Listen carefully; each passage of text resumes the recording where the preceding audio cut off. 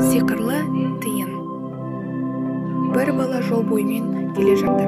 Жерге қараса тиын жатыр екен. Оны алып әмиянға салды және ол әрі қарай ойлана бастады. Егер мен 1000 тиын тапсам не істер едім? Мен әкем мен анама сыйлықтар сатып алар едім. Мен жай осылай ойлап едім, әмияным қалыңдап кеткендей сезім болды. Мен сонда әмияныма қарасам, 1000 тиын қызық оқиға деп таң қалды бала. 1 тиын болды, ал қазір 1000 рубль. Егер мен 10 000 рубль тапсам не істер едім?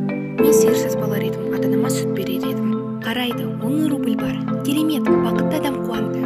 Егер ол 100 000 рубль тапса ше, үй сатып алып, әйел алып, ата-анамды жаңа үйге орналастырар едім. Ол әмиянын тез ашты және анық 100 000 рубль бар. Да ол мүмкін менің әкем мен шешемді жаңа үйге апармасқа. Егер менің әйелім оларды ұнатпаса ше, олар ескі үйде тұрсын. Ал сиыр ұстау қиын. Мен ешкіні сатып алғаным дұрыс. Мен көп сыйлықтар сатып алмаймын, сондықтан шығындар үлкен. Кенеттен ол әмияны өте жеңіл болып қалғанын сезді. Ол қорқып ашты. Міне және жалғыз көпек болды, жалғыз өзі.